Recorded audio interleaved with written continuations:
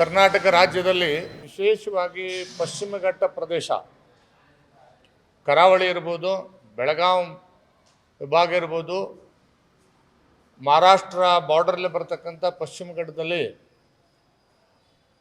ಅತ್ಯಂತ ಹೆಚ್ಚಿನ ಪ್ರಮಾಣದಲ್ಲಿ ಮಳೆ ಸುರಿತಾ ಇದೆ. ಅದ್ರ ಜೊತೆಗೆ ಕೇರಳದಲ್ಲಿ ಕೂಡ, ಕೇರಳದ ವಯನಾಡಿನಲ್ಲಿ ಕೂಡ ಭಾಳ ದೊಡ್ಡ ಪ್ರಮಾಣದ ಪ್ರವಾಹ ಮಳೆ ಇವತ್ತು ಸುರಿತಾ ಇದೆ.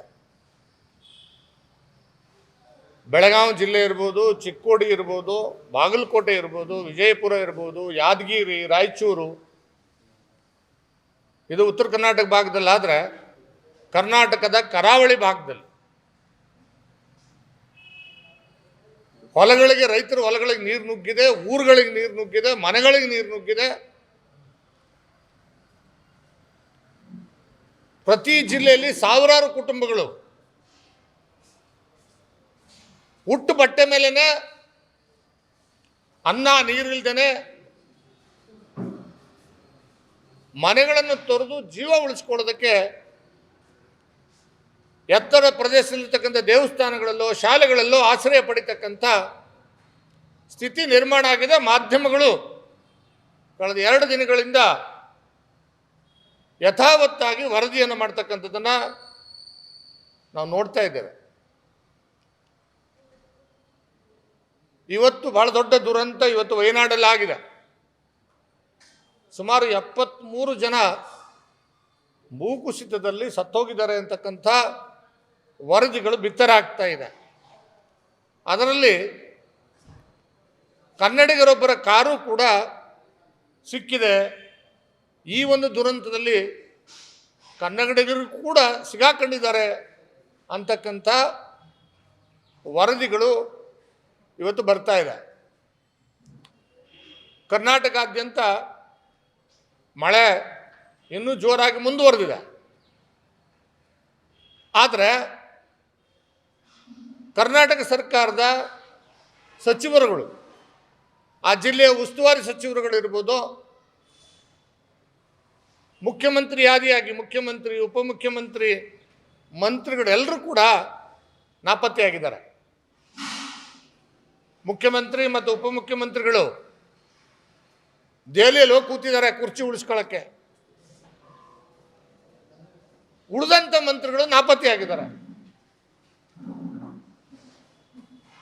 ಅವರು ನಮ್ಗೆ ಯಾವ ಖಾತೆ ತಗೊಳ್ಬೇಕು ಅಂತ ಖಾತೆ ಒಂದು ಹೋರಾಟದಲ್ಲಿ ಅವರು ಬ್ಯುಸಿಯಾಗಿದ್ದಾರೆ. ಕರ್ನಾಟಕ ಜನ ಈ ಪ್ರವಾಹಕ್ಕೆ ಕಣ್ಣೀರಾಗ್ತಾ ಇದ್ದಾರೆ. ಈ ಸಂದರ್ಭದಲ್ಲಿ ಕರ್ನಾಟಕದ ಜನರಿಗೆ ಈ ಸರ್ಕಾರ ಸತ್ತು ಹೋಗಿದೆ ಅಂತಕ್ಕಂಥದ್ದು ಭಾಳ ಸ್ಪಷ್ಟವಾಗಿ ಕಂಡು ಬರ್ತಾ ಇದೆ. ನಾನು ಕಾಂಗ್ರೆಸ್ ಸರ್ಕಾರಕ್ಕೆ, ಸಿದ್ದರಾಮಯ್ಯನವ್ರಿಗೆ, ಡಿ ಕೆ ಶಿವಕುಮಾರ್ ಅವ್ರಿಗೆ, ಮಂತ್ರಿಗಳಿಗೆ, ಅವರೆಲ್ಲರಿಗೂ ಕೂಡ ಹೇಳಲಿಕ್ಕೆ ಬಯಸ್ತೇನೆ, ಇಂಥದೇ ಪರಿಸ್ಥಿತಿ ನಮ್ಮ ಸರ್ಕಾರ ಇದ್ದಾಗ ಬಂದಿತ್ತು. ಯಡಿಯೂರಪ್ಪನವ್ರು ಮುಖ್ಯಮಂತ್ರಿಯಾಗಿ ಪ್ರಮಾಣ ವಚನ ಸ್ವೀಕಾರ ಮಾಡಿದಾಗ ಭಾಳ ದೊಡ್ಡ ಪ್ರವಾಹ ಬಂತು. ಮಳೆ ಪ್ರಾರಂಭ ಆಯಿತು. ಒಬ್ಬರೇ ಮಂತ್ರಿ ಇರಲಿಲ್ಲ, ಇನ್ನೂ ಪ್ರಮಾಣ ವಚನ ತೆಗೆದುಕೊಂಡಿರಲಿಲ್ಲ. ಯಡಿಯೂರಪ್ಪನವ್ರು ಒಬ್ಬರೇ ಮುಖ್ಯಮಂತ್ರಿಯಾಗಿ ಕರ್ನಾಟಕದ ಮೂಲೆ ಮೂಲೆಗೆ ಹಗಲಿರುಳು ಪ್ರವಾಸ ಮಾಡಿ ಅಲ್ಲಿರ್ತಕ್ಕಂಥ ಮನೆ ಕಳ್ಕೊಂಡಿರ್ತಕ್ಕಂಥವ್ರಿಗೆ ಮನೆ ಕಟ್ಸ್ಕೊಡೋದಕ್ಕೆ ತಕ್ಷಣ ಹಣ ಬಿಡುಗಡೆ ಮಾಡ್ತಕ್ಕಂಥ ಕೆಲಸ ಮಾಡಿದರು. ಗಂಜಿ ಕೇಂದ್ರಗಳನ್ನು ತೆಗೆದು, ಅಲ್ಲಿ ನಿರಾಶ್ರಿತ ಕೇಂದ್ರಗಳನ್ನು ತೆಗೆದು ಎಲ್ಲರಿಗೂ ಊಟದ ವ್ಯವಸ್ಥೆ, ವಸತಿ ವ್ಯವಸ್ಥೆಗಳನ್ನ ಮಾಡ್ತಕ್ಕಂಥ ಕೆಲಸ ನಮ್ಮ ಸರ್ಕಾರ ಇದ್ದಾಗ ಮಾಡಿತ್ತು. ನಿಮಗೆ ಮಾನ ಮರ್ಯಾದೆ ಇದ್ದರೆ, ನೀವು ಸರ್ಕಾರ, ಈ ಸರ್ಕಾರದಲ್ಲಿ ನೀವು ಮಂತ್ರಿಗಳಾಗಿದ್ದೀನಿ ಅಂಥೇಳಿ ನಿಮ್ಗೆ ಏನಾದರೂ ಕೂಡ ಅರಿವಿದ್ರೆ ತಕ್ಷಣವೇ ಯಾವ್ಯಾವ ಜಿಲ್ಲೆಗಳಲ್ಲಿ ಇವತ್ತು ಪ್ರವಾಹ ಬಂದಿದೆ ತಕ್ಷಣ ಆ ಜಿಲ್ಲೆಗಳಿಗೆ, ಸ್ಥಳಗಳಿಗೆ ಭೇಟಿ ಕೊಟ್ಟು ಅಲ್ಲೇ ವಾಸ್ತವ್ಯವಿದ್ದು ಆ ಜನರ ರಕ್ಷಣೆಗೆ ಬರಬೇಕು ಅಂತೇಳಿ ಈ ಸಂದರ್ಭದಲ್ಲಿ ನಾನು ಆಗ್ರಹ ಮಾಡ್ತೇನೆ. ಅದ್ರ ಜೊತೆಗೆ ಕೇರಳದ ವಯನಾಡಲ್ಲಿ ಏನು ಇವತ್ತು ಭಾಳ ದೊಡ್ಡ ದುರಂತ ನಡೆದೋಗಿದೆ. ಸುಮಾರು 73 ಜನ ಇವತ್ತು ಪ್ರವಾಹದಲ್ಲಿ ಸಿಗಾಕೊಂಡು, ಭೂಕುಸಿತದಲ್ಲಿ ಸಿಗಾಕೊಂಡು ಪ್ರಾಣ ಕಳೆದುಕೊಂಡಿದ್ದಾರೆ ಅಂತಕ್ಕಂಥ ವರದಿಗಳನ್ನು ನಾವು ನೋಡ್ತಾ ಇದ್ದೇವೆ. ಅದರಲ್ಲಿ ಕನ್ನಡಿಗರು ಏನು ಸಿಲುಕಿರುವಂಥ ಸಂಭವ ಇದೆ ಅಂತಕ್ಕಂಥದ್ದು ಕೂಡ ಸಾಧ್ಯತೆಗಳಿದೆ ಅಂತಕ್ಕಂಥದ್ದು ಏನು ಇವತ್ತು ಕಂಡು ಬರ್ತಾ ಇದೆ. ತಕ್ಷಣ ಒಬ್ಬ ರಾಜ್ಯದ ಮುಖ್ಯಮಂತ್ರಿಗಳಾಗಿ ತಕ್ಷಣ ಅದಕ್ಕೆ ಸ್ಪಂದನೆ ಮಾಡಬೇಕು. ಅಲ್ಲಿ ಒಬ್ಬ ನಮ್ಮ ಒಂದು ರಾಜ್ಯದ ಅಧಿಕಾರಿಗಳು, ಮಂತ್ರಿಗಳಲ್ಲಿ ಹೋಗಬೇಕು. ಅಲ್ಲಿರ್ತಕ್ಕಂಥ ಸಿಗಾಕೊಂಡಿರ್ತಕ್ಕಂಥ ಕನ್ನಡಿಗರನ್ನ ರಕ್ಷಣೆ ಮಾಡ್ತಕ್ಕಂಥ ಕೆಲಸನೂ ಕೂಡ ಮಾಡಬೇಕು.